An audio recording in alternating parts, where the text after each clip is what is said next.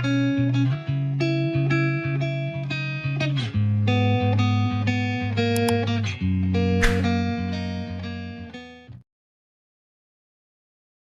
datang di Novella Channel. Terima kasih sudah mampir di Novella Channel. Bantu untuk klik tombol subscribe dan like untuk berkembangnya channel ini. Dan jangan lupa untuk nyalakan loncengnya agar selalu mendapatkan notifikasi terbaru dari Novella Channel. Silakan menikmati cerita novel favorit Anda. Mari kita lanjutkan kembali kisah novel Aiden Enzo Kehidupan Super, episode 44, bersama Novella Channel. Selamat mendengarkan. Masih bersama Novella Channel, mari kita lanjutkan. Sial, kapan Vivian Low datang? Aiden Enzo gugup, jadi dia menutup telepon dengan cepat, dengan keringat dingin di dahinya, dan berkata sambil tersenyum, "Vivian, mengapa kamu di sini?" Vivian Low menyerahkan sarapan kepada Aiden Enzo, melihat wajahnya yang berkeringat, merasa itu lucu, lengan disilangkan di dada, kaki ramping ke samping, dengan tatapan tertunduk, bertanya dengan agak arogan, "Katakan padaku, apa itu 100 miliar dan kekayaan 70%? Aiden Enzo sangat gugup, tangan kecilnya tidak punya tempat untuk beristirahat. Ups, Aiden Enzo menjadi bersemangat, berdiri tiba-tiba, dan berkata, "Oke, saya akan menunjukkan kartu saya." Kemudian, dia meraih bahu Vivian Low dengan penuh semangat, dan berkata dengan penuh semangat, "Vivian, izinkan saya memberitahu Anda, saya, Aiden Enzo, sebenarnya adalah orang kaya papan atas. Generasi kedua, keluarga saya sangat kaya dan berkuasa, dan uang saku saya 100 miliar. Tercengang, Vivian Low langsung dibutakan, dan menatap Aiden Enzo dengan heran, lalu menatap Aiden Enzo dengan marah, dan mengutuk, "Kamu gila, apa yang kamu banggakan di sini, omong kosong." Vivian Low pasti tidak percaya, dia bahkan menyentuh dahi Aiden Enzo, lalu dahinya sendiri, dan bergumam, "Saya tidak demam, mengapa Anda berbicara omong kosong di pagi hari? Mari kita bicara tentang kerja sama." Setelah berjalan beberapa langkah, Vivian memelototi Aiden Enzo, dan berkata dengan prihatin, "Makan sarapanmu." Aiden Enzo tersenyum dan berkata seperti orang bodoh, dia menggaruk kepalanya dan berkata, "Mengerti, hati-hati di jalan." Melihat Vivian Low pergi, Aiden Enzo menghela nafas lega. "Untungnya, kalau tidak saya akan benar-benar mengungkapkan rahasia saya. Untungnya, tidak ada yang percaya kebenaran." Setelah makan sarapan yang penuh kasih, Aiden Enzo bermain dengan ceril di rumah sakit untuk sementara waktu, dan dipanggil kembali oleh Geraldine Sol. "Saya tidak tahu apa yang ingin dilakukan ibu mertua saya, dan dia tidak mengatakan apa-apa di telepon." Aiden Enzo pertama-tama pergi ke Arctic Star, mengambil kembali Ferrari, dan kemudian kembali ke rumah keluarga Low. Tentu saja, mobil itu tidak diparkir di pintu, tetapi diparkir di tempat parkir di sebelahnya. Setelah memarkir mobil, Aiden Enzo berjalan menuju rumah keluarga Low. Pada saat yang sama, Lydia Low dan beberapa teman sekelasnya kebetulan berjalan keluar dari pusat perbelanjaan kecil. Dari kejauhan, Lydia Low melihat Aiden Enzo keluar dari Ferrari, dan dia tercengang. "Persetan, Aiden Enzo benar-benar mengendarai Ferrari. Apakah Anda ditutup matanya, Lydia Low? Ada apa? Apa yang kamu lihat?" Teman sekelas perempuan dengan dua kepang panjang di samping, dengan sepasang gigi harimau kecil yang mengkilap, membawa tas sekolah pink dengan sutra putih di kakinya. Lydia Low melipat tangannya, dia sedikit mengernyit, dan menjawab, "Kalau begitu kamu kembali dulu, aku punya sesuatu untuk dilakukan, aku akan menemui kalian besok untuk bermain." Beberapa teman sekelas pria dan wanita tidak keberatan, jadi mereka berpisah. Setelah itu, Lydia Low berjalan ke Ferrari, melirik sebentar, lalu membalikkan punggungnya ke Ferrari. "Pacarku baru saja membeli Ferrari." Setelah memposting ini, Lydia Low duduk di kap mesin dan bermain dengan ponselnya. Di sini, Aiden Enzo kembali ke rumah keluarga Low. Begitu dia memasuki rumah, dia melihat Geraldine Sol sedang mengobrol dengan bibi keduanya, Veronica Sol. "Geraldine, bukannya kakakku bilang kamu ingin membeli villa di tengah gunung dengan begitu banyak uang, sekarang harganya sudah naik, setidaknya 15 juta. Veronica Sol duduk di sofa, alisnya berkedut, penuh kemewahan, tas LV diletakkan di sampingnya, dan perhiasan emas dan perak dikenakan di pergelangan tangannya. Geraldine Sol hanya tertawa kering dan berkata, "Kakak kedua, siapa yang kamu dengar bahwa saya ingin membeli villa? Saya tidak punya uang." Sekarang Geraldine Sol mendengar bahwa harganya telah meningkat menjadi 15 juta, dia tidak senang. Secara khusus, Geraldine Sol menjadi lebih marah ketika saudara perempuan keduanya datang ke rumah untuk mengejeknya dan secara tidak sengaja memamerkan menantunya. Geraldine, apakah kamu masih menyembunyikannya dari saudara perempuanmu? Villa setengah gunung itu milik perusahaan menantuku. Aku tahu tentang villa yang kamu tanyakan hari itu. Veronica Sol mengangguk dengan wajah arogan. Geraldine Sol pergi ke villa di tengah gunung untuk bertanya tentang villa dan dipukuli. Veronica Sol sudah tahu tentang itu. Dia juga ingin sekali datang menemui adik perempuannya, dan mempermalukannya, jadi dia hanya mendengarkan setengah dari masalah, dan dia tidak tahu tentang selanjutnya. Begitu Geraldine Sol mendengar bahwa saudari kedua mengetahuinya, dia kehilangan muka, dan tepat pada waktunya untuk melihat Aiden Enzo masuk, dia segera melampiaskan amarahnya pada Aiden Enzo, mengutuk, "Mengapa kamu berdiri di sana, mengapa tidak cepat isi ulang panci air?" Aiden Enzo tidak berdaya, menjawab, dan berlari ke dapur untuk merebus panci air. Di sini, Veronica Sol melirik Aiden Enzo, alisnya yang rendah enak dipandang, dan dia pikir itu lucu, dan berkata dengan mengejek, "Lebih baik menjadi menantumu." Meskipun dia tidak menjanjikan, tapi untungnya dia bisa melakukan pekerjaan rumah, jadi kamu bisa santai. Geraldine Sol mendengar ini, dia menjadi lebih marah, dan langsung memarahi, dia hanya seorang pengecut, mengapa dia tahu bagaimana melakukan pekerjaan rumah? Jika dia memiliki setengah keterampilan Darrell Hans, aku tidak akan menderita seperti ini. Aku tinggal di sini bersama orang-orang dengan menderita. Veronica Sol menyipitkan matanya dan tersenyum, melihat Aiden Enzo datang dengan teh, tetapi dengan sengaja mengambil cangkirnya tanpa memegangnya dengan mantap, dan menumpahkan semua air panas ke tangan Aiden Enzo. Air panas yang mendidih membuat tangan Aiden Enzo merah. Cangkir itu pecah dengan sekejap.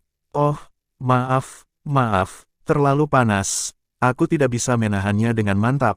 Aiden Enzo, apakah tanganmu baik-baik saja?" Veronica Sol juga berpura-pura menyesal dan bertanya. Aiden Enzo mengertakkan gigi dan menahan rasa sakit, tersenyum, dan berkata, "Tidak apa-apa."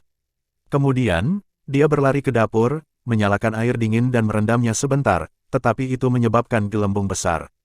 Rasa sakit yang menusuk hati. Berdiri di dapur, mata Aiden Enzo terasa dingin. Bagaimana mungkin dia tidak melihat bahwa itu adalah niat Veronica Sol barusan? Di ruang tamu di sana, Veronica Sol mengabaikan Aiden Enzo dan berkata kepada Geraldine Sol, "Oke, selama kamu bertanya padaku, aku akan meminta bantuan Darrell Hans dan melihat apakah aku bisa memberimu diskon internal atau semacamnya."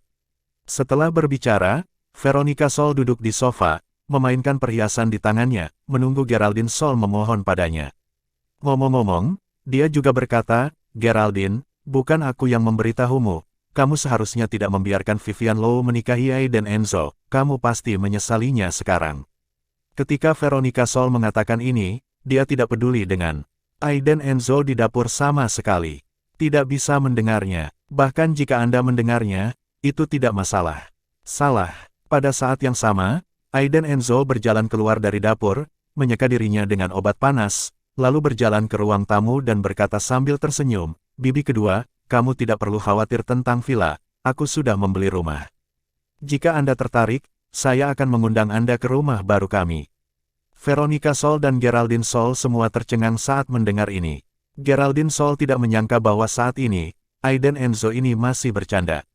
Oleh karena itu, Geraldine Sol memelototi Aiden Enzo dengan marah, mengambil sebuah buku di atas meja dan melemparkannya ke Aiden Enzo, dan memarahi dengan marah, "Aiden Enzo, jika kamu tidak berbicara, tidak ada yang akan menganggapmu bodoh. Keluar sekarang, keluar."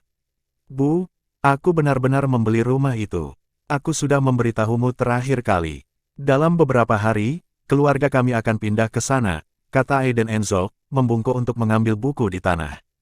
Veronica Sol tampak acuh tak acuh, menatap Aiden Enzo dengan curiga, diikuti dengan cibiran mengejek, dan berkata, "Geraldine, menantumu telah belajar membual sekarang.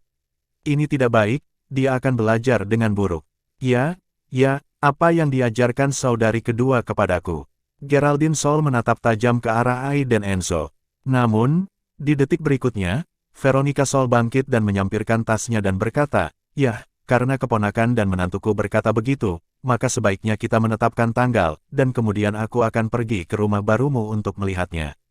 Kaca. Hati Geraldine Sol hancur, penuh amarah dan tidak ada tempat untuk melampiaskan. dia menatap Aiden Enzo dengan marah, bangkit dan menamparkan wajah Aiden Enzo, memarahi, keluar. Siapa yang menyuruhmu bicara terlalu banyak? Aiden Enzo tertawa, dan langsung mengatakan bahwa ketika Cheryl keluar dari rumah sakit, mereka akan pindah ke rumah baru bersama, yang membuat Geraldine Sol marah. Ketika Aiden Enzo pergi, Veronica Sol membencinya dan berkata kepada Geraldine Sol, "Geraldine, menantumu tidak baik, kamu harus mengajarinya dengan baik. Tetapi karena dia berkata begitu, aku benar-benar harus melihat, kamu beli rumah baru apa." Veronica Sol juga pergi, dan setelah pergi, dia memberitahu suaminya, putri, dan menantunya tentang hal itu. Ngomong-ngomong, dia juga memberitahu banyak kerabat, semuanya mengatakan bahwa mereka sedang menunggu Cheryl keluar dari rumah sakit untuk melihat rumah baru Geraldine Sol. Di mana rumah baru, jelas menunggu untuk melihat lelucon. Kejadian ini membuat Geraldine Sol sangat marah, dan dia sakit selama beberapa hari kemudian, dan sulit untuk menahan emosinya. Dan di sini, Aiden Enzo meninggalkan rumah keluarga Lowe, dan ketika dia berjalan ke tempat parkir, baru saja akan mengambil kunci mobil Ferrari, seorang gadis anggun bergegas keluar dari belakang, memeluk Aiden Enzo dari belakang, dan berkata sambil tersenyum. "Sepupu ipar, kamu bersembunyi cukup lama, kamu sudah mengendarai Ferrari." Lydia Lowe. Ketika Aiden Enzo berbalik, dia melihat Lydia Lowe menyilangkan tangannya dan menatapnya dengan seringai. Apalagi hari ini dia mengenakan gaun yang lebih terbuka, celana isolasi thermal super, pinggang putih dan lembut, dan riasan halus kelembutan di punggungnya terasa sangat nyata saat dia memeluknya barusan. Gadis kecil ini berkembang dengan baik. "Mengapa kamu di sini?" Aiden Enzo bertanya dengan curiga. Lydia Lowe memegang ponsel di tangannya, dan memutar video pendek, yang merupakan adegan Aiden Enzo bersiap untuk masuk ke mobil tadi. Kemudian, dia langsung tersenyum dan mengancam, "Sepupu, beritahu saya, jika Vian saya melihat ini, apa yang akan dia pikirkan?" Masih bersama Novella Channel, mari kita lanjutkan. Aiden Enzo mengangkat alisnya, melihat video di tangan Lydia Lowe, dan mengulurkan tangan untuk mengambilnya. Tapi Lydia Lowe langsung memasukkan ponsel ke dadanya, dan kemudian dengan berani membusungkan dadanya, dan berkata sambil menyeringai, "Kenapa, ambil saja." Aiden Enzo kurang beruntung sekarang.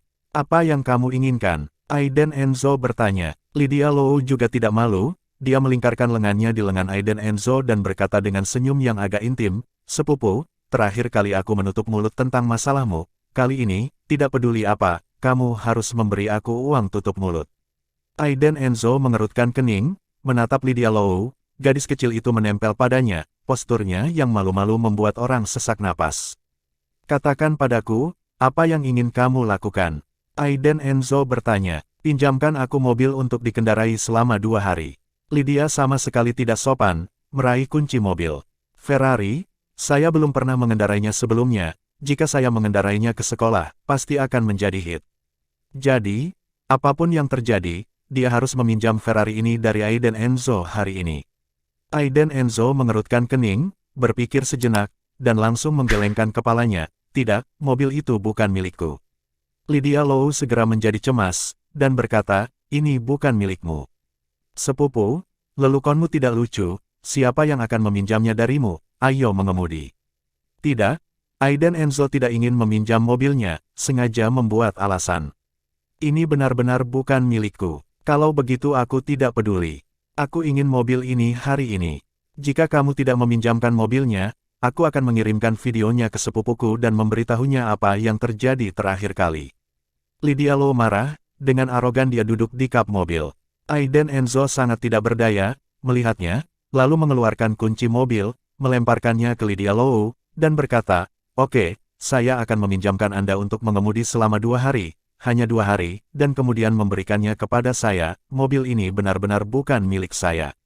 Bagaimana Lydia Lowe bisa mendengar bagian kedua dari kalimat Aiden Enzo, dan dengan senang hati mengambil kunci mobil Aiden Enzo, dan hatinya penuh dengan kegembiraan.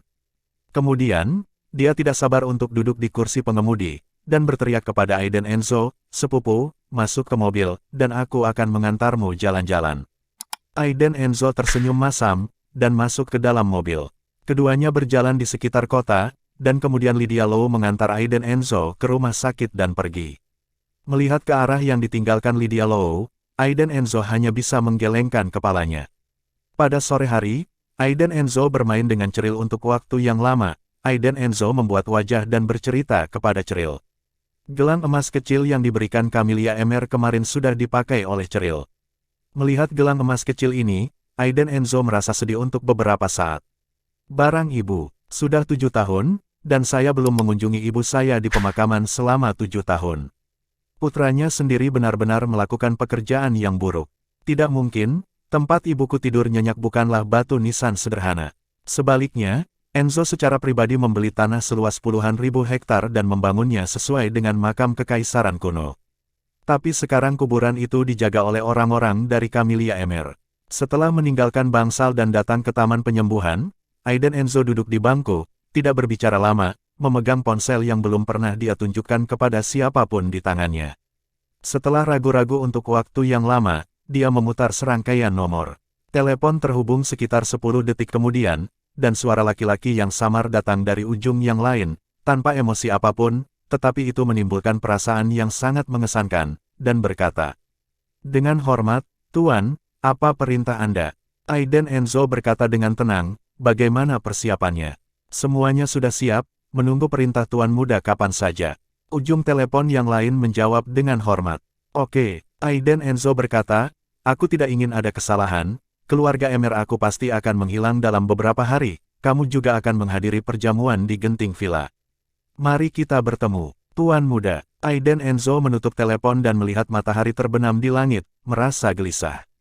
Untuk menghadapi Camelia Emer dan keluarga Emer, dia telah bersiap selama 13 tahun. Sejak usia 12 tahun, butuh 6 tahun untuk menyelidiki penyebab kematian dan kondisi ibunya, dan pada usia 18 tahun, dia mencapai kesepakatan dengan Camelia Emer, meninggalkan keluarga Enzo, menghilang dalam 4 tahun, dan bercampur dalam kehidupan orang-orang terbawah, dan kemudian membawa keburukan karena tidak berguna selama 3 tahun. Semuanya, Aiden Enzo pikir dia bisa melepaskannya, karena Vivian Low dan Cheryl. Namun, kunjungan mendadak Camelia Emer kemarin membunyikan alarm untuk Aiden Enzo. Wanita ini tidak pernah berpikir untuk membiarkan dirinya pergi. Keluarga Emer memiliki rencana yang tidak diketahui. Kemudian, pedang tajam yang telah saya sembunyikan selama bertahun-tahun pasti akan menggantung di atas kepala Camelia Emer, dan seluruh keluarga Emer. Keluarga Enzo hanya bisa bermarga Enzo selamanya. Mata Aiden Enzo menjadi semakin gelap, dan hawa dingin mengamuk di sekelilingnya. Aiden Enzo dapat menggunakan penyamaran namanya, hanya untuk Vivian Low dan Cheryl. Tapi sekarang dia tidak punya pilihan. Camelia Emer mulai melewati batas. Matanya beralih ke sisi Vivian Low hari ini, dia berpakaian khusus dan datang ke pabrik farmasi Hutian di distrik Sanjiangnan untuk membahas kerjasama bisnis dengan pabrikan. Karena kerjasama dengan cabang Tangren sudah diluncurkan, Bikan perlu mencari lebih banyak lagi pabrik farmasi untuk memproduksi obat. Dan pabrik farmasi Hutian adalah pabrik farmasi terbesar di kota Sanjiang, dan bos di baliknya sangat kuat. Pabrik farmasi Hutian tidak hanya memiliki pabrik farmasi di kota Sanjiang, tetapi juga memiliki kantor cabang di seluruh negeri, dengan kekuatan yang kuat. Dulu Bikan tidak memenuhi syarat untuk bekerja sama dengan pabrik farmasi Hutian, sekarang berbeda dengan nama cabang Tangren yang memenuhi syarat. "Oh, Wakil Presiden Vivian datang sendiri dan tidak memberitahu saya. Saya akan turun dan menjemput Anda secara langsung." Vivian Low berjalan ke gedung perkantoran lantai 13 dari pabrik farmasi dan bertemu dengan bos pabrik farmasi Hutian, Jose Markel di kantor presiden. Seorang pengusaha terkenal di kota Sanjiang, ia juga merupakan perwakilan dalam sistem, dan ia juga seorang pengusaha terkenal di daftar kaya Hurun. Berbicara tentang Jose Markel, dia adalah bos berpangkat tinggi di Kyoto, dan kekuatannya tak terduga. Selama bertahun-tahun, di bawah perlindungan ayah mertuanya, pabrik farmasi Jose Markel telah berkembang pesat, dan telah menempati peringkat 10 besar di negara itu. Istrinya juga seorang wanita yang kuat, dan dia memiliki sejumlah perusahaan, yang melibatkan real estate, hiburan film dan televisi, komunikasi budaya dan bidang lainnya. Dapat dikatakan bahwa Jose Markel adalah menantu menumpang yang sangat sukses, dan telah disukai oleh ayah mertuanya.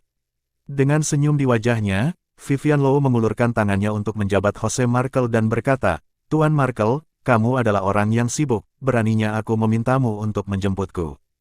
Jose Markel berjabat tangan dengan Vivian Low, menatap di Vivian Low dengan sepasang mata, tak terhindarkan setelah beberapa pandangan lagi, wanita ini benar-benar cantik. Seperti rumor, dia adalah embrio kecantikan yang langka. Temperamen tubuh itu benar-benar mempesona. Tuan Markle. Vivian Low sedikit malu dan menarik tangannya. Baru pada saat itulah Jose Markle bereaksi, dan dia tersenyum buru-buru. "Oh, Wakil Presiden Vivian memang sangat cantik, saya tertarik dengan temperamen Anda." Vivian Low hanya tersenyum ringan, tetapi dia sedikit waspada di dalam hatinya.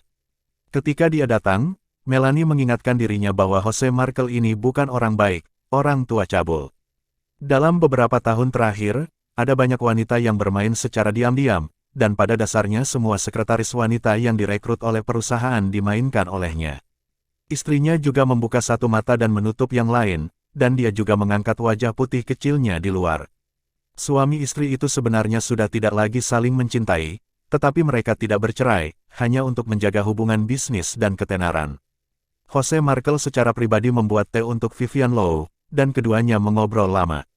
Sangat disayangkan mendengar bahwa wanita seperti itu menikah dengan orang yang tidak berguna. Mata Jose Markle juga perlahan bergerak ke atas dari pergelangan kaki Vivian Low, bibir merah yang terbuka dan tertutup itu sangat menarik. Bagus sekali, suaranya juga manis dan mati rasa. Dia menelan ludah dengan panas, Jose Markle bahkan tidak mendengarkan apa yang dikatakan Vivian Low, jadi dia duduk tepat di sebelah Vivian Low, sepertinya menuangkan teh untuk Vivian Low, tetapi tangannya secara sengaja diletakkan di paha Vivian Low. "Wakil Presiden Vivian, kita akan membicarakan bisnis nanti, kemana harus pergi untuk makan malam di malam hari, saya akan mengundang Anda."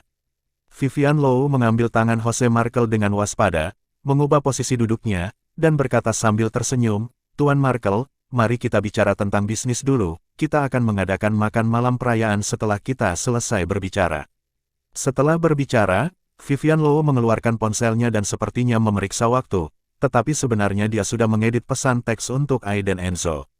Yang bisa dia pikirkan sekarang hanyalah Aiden Enzo, yang bisa memberinya rasa aman. Jose Markle menyentuh tangannya, merasakan sisa kehangatan di tangannya, bersandar di sofa kulit, merentangkan perut gendutnya, dan berkata sambil tersenyum. "Wakil Presiden Vivian, saya punya aturan, saya minum dan makan sebelum membicarakan bisnis. Jika kita tidak bisa melakukannya, saya rasa tidak perlu melanjutkan pembicaraan bisnis kita. Saya, pabrik farmasi Hutian, tidak kekurangan perusahaan farmasi, dan Anda bikin pharmaceuticals, di mata saya, tidak memenuhi syarat cukup." Jose Markle berkata, dia juga memandang Vivian Low, dan pikiran yang buruk sudah bergerak di dalam hatinya. Begitu cantik, dia adalah dewi dalam mimpinya selama bertahun-tahun. Wanita seperti itu tidak bisa dicicipi sendiri. Jose Markle merasa tidak nyaman seperti gigitan semut. "Ada apa, Wakil Presiden Vivian? Jangan gugup, ini hanya makan." Jose Markle berkata sambil mengulurkan tangan untuk memegang tangan kecil Vivian Low, tersenyum cabul. Vivian Low tersenyum, menarik tangannya, berdiri dan membungkuk dan berkata, "Tuan Markle, sepertinya kita tidak bisa berbisnis lagi." Orang cabul tua, melihat Vivian Low akan pergi, bukankah ini bebek matang yang terbang menjauh?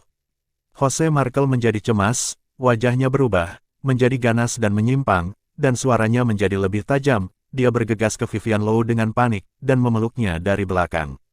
"Wakil Presiden Vivian, jangan pergi. Karena kita di sini, mari kita bicara baik-baik dan jujur satu sama lain. Dengan cara ini, selama kamu tidur denganku selama 1 malam, aku akan menuruti perintah sebanyak mungkin kamu mau." Jose Markle memegang tangannya erat-erat. Dia memeluk Vivian Low seperti binatang buas, mencoba mencium leher Vivian Low dari belakang. Di matanya, tidak pernah ada wanita yang tidak bisa dia mainkan. "Lepaskan aku, tolong." Vivian Low meronta, tapi dia bukan tandingan Jose Markle, dan dia tidak bisa memaksakan diri sama sekali. Selain itu, dia merasa pusing dan perlahan-lahan kehilangan kendali atas tubuhnya. Teh dan obat-obatan, masih bersama Novella Channel, mari kita lanjutkan. Vivian Low panik, dia tidak menyangka pihak lain begitu berani dan buas ini di siang bolong. "Tolong." Vivian Low mulai putus asa meminta bantuan, tetapi tubuhnya menjadi semakin lemah, dan dia tidak bisa menahan kekuatannya. Pada akhirnya, seluruh tubuhnya tampak berantakan, sangat tidak nyaman, dan matanya berangsur-angsur menjadi kabur. Pada saat ini, pintu kantor didorong terbuka, dan 2 penjaga keamanan masuk. Mereka bertanya dengan gugup, "Ketua, apa yang terjadi?" "Pergi," Jose Markle berteriak, dan kemudian menghancurkan perangkat teh. Kedua penjaga keamanan melihat pemandangan di depan mereka dengan jelas, menundukkan kepala dan membungkuk keluar dari kantor dengan diam-diam, dan mengunci pintu seperti biasa. Mereka sudah terbiasa dengan hal semacam ini, pada dasarnya setiap 2 atau 3 hari sekali. Pada saat yang sama, Aiden Enzo di sini berada di rumah sakit dan menerima pesan teks dari Vivian Low, dan ekspresinya berubah. Pesan teks Vivian Low sangat sederhana, hanya meminta Aiden Enzo untuk menjemputnya di pabrik farmasi Hutian. Tanpa ragu, Aiden Enzo mengambil mobil dan bergegas ke pabrik farmasi Hutian. Ketika dia sedang dalam perjalanan, di kantor ketua pabrik farmasi Hutian, Jose Markel telah sepenuhnya mengendalikan Vivian Low dan memeluknya di sofa, mengagumi kecantikan kemerahan dan halus di depannya dengan terpesona. Wakil Presiden Vivian, mari kita perlakukan satu sama lain dengan baik dan lakukan pertukaran yang baik dan mendalam. Jangan khawatir, kita bisa bekerja sama setelah melakukan itu. Petik 2. Jose Markel patah hati, dengan senyum sinis di wajahnya, menggosok tangannya, dan mengangkatnya perut gendutnya, mulai membuka kancing kerah Vivian Low. Lepaskan 2 berturut-turut, kemeja bagian dalam dibungkus, dan memiliki lengkungan yang indah.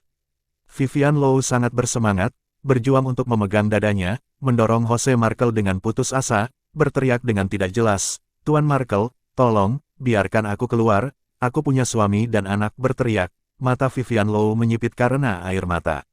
Dia ketakutan dan gemetar, tapi dia tidak bisa menarik dirinya sama sekali. Pada saat ini, dia sangat tidak berdaya dan menyedihkan. Suamimu yang tidak berguna, aku sudah menanyakannya. Apa bagusnya dia? Selama kamu berjanji untuk menjadi kekasihku, aku berjanji kamu akan bersamaku dengan pakaian yang mewah dan makanan yang mewah, dan kamu akan memiliki banyak uang untuk dibelanjakan. Gerakan Jose Markel di tangannya tidak berhenti sama sekali, menjilat bibirnya yang kering, matanya melebar, dan napasnya sesak. Ledakan, Jose Markel. Tiba-tiba, pintu kantor ditendang dengan keras. Jose Markel sangat ketakutan sehingga dia jatuh ke tanah. Setelah melihat orang itu datang, dia buru-buru bangkit, berlutut untuk menyambutnya, dan berkata dengan gugup, "Istriku, mengapa kamu ada di sini?"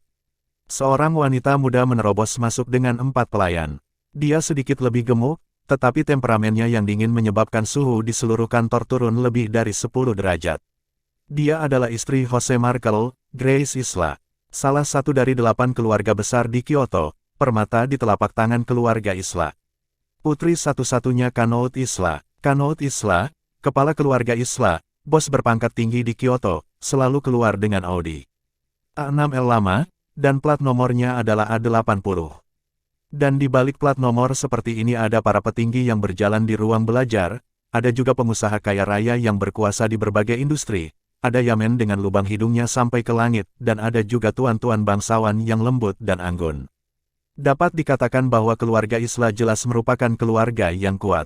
Begitu Grace Isla memasuki pintu, ekspresinya menjadi dingin, dia melirik Vivian Low di sofa, dan kemudian mendengus sambil mencibir, "Oke Jose Markel, sekarang kamu bermain di kantor, berapa banyak yang kamu inginkan? Aku untuk menyeka pantatmu." Jose Markel sangat gugup, dengan keringat dingin di dahinya, dan buru-buru menjelaskan. "Sayang, jangan marah, kamu salah paham." Tentu saja Jose Markel ketakutan, istrinya adalah kesayangan ayahnya, jika ayahnya mengetahui hal ini, dia pasti akan hancur, diperkirakan bahkan tidak ada satu tubuh pun. Apalagi Grace Isla selalu lebih kuat dari Jose Markel. Terus terang, dia adalah menantu dari pintu ke pintu, tetapi dia telah membuat prestasi selama bertahun-tahun dan memenangkan hati mertuanya. Meskipun masing-masing bermain dengan caranya sendiri, jika masalah ini mengemuka, semua orang akan kehilangan muka. "Istriku, kamu salah paham denganku. Itu dia, Jalang ini yang merayuku. Dia mencariku untuk membicarakan bisnis, tetapi tidak tahu apa yang terjadi. Jadi dia mulai melompat ke arahku, mengatakan bahwa dia akan menemaniku dan biarkan pergi denganku maka akan bekerja sama." Ketika dia mengatakan ini, Jose Markel tidak tersipu sama sekali, dan bahkan menatap marah ke arah Vivian Low yang merasa tidak nyaman di sofa saat ini. "Benarkah?" Grace Isla memelototi Jose Markel secara langsung, dan yang terakhir langsung menundukkan kepalanya, keringat dingin mengalir di dahinya seperti air terjun. "Tangkap jalan kecil ini untukku." Grace Isla berkata dengan dingin, dan para pengikut di belakangnya segera menarik Vivian Low dari sofa. Terkunci. Apa yang menanggapi Vivian Low adalah tamparan marah, sudut mulutnya pecah seketika, dan darah perlahan mengalir dari tamparan langsung. Pelacur kecil, merayu suamiku, kan? Kalau begitu aku akan memukulmu sampai mati di depannya hari ini. Grace Isla mengutuk, dan pada saat yang sama meminta pelayannya untuk mengambil gambar dengan ponselnya, dan menamparkan Vivian Low di wajahnya. Menatap Jose Markel dengan kejam, dia berkata, aku ingin menunjukkan kepada para jalang yang datang ke kantormu setiap hari untuk melihat siapa yang berani masuk. Ya, Grace Isla sedang mencoba menakut-nakuti ayam untuk menakut-nakuti monyet. Dengan lebih dari selusin tamparan di wajahnya, pipi kiri dan kanan Vivian Low benar-benar merah dan bengkak, dan darah keluar dari mulutnya. Bagaimana dia bisa menahan tamparan seperti itu, dan seluruh tubuhnya bergetar hebat karena rasa sakit. Tidak, aku tidak melakukannya, kata Vivian Low lemah, menggelengkan kepalanya. Beraninya kau bicara balik. Mata Grace Isla membeku, dia menjambak rambut Vivian Low, menjambaknya dengan keras, dan menamparnya lagi. Pada saat yang sama, dia mengambil teh di atas meja, menuangkannya ke wajah Vivian Low, dan memarahi dengan keras, kamu dapat melihat bahwa kamu adalah rubah betina ketika kamu terlihat seperti ini, dan kamu penuh dengan bau busuk. Merayu suamiku, kalau begitu aku akan membunuhmu hari ini, pelacur.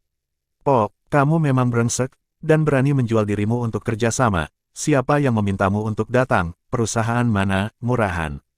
Kamu terlihat baik, tetapi untuk melakukan hal-hal menjijikkan seperti itu, apakah kamu kekurangan, atau kamu gatal?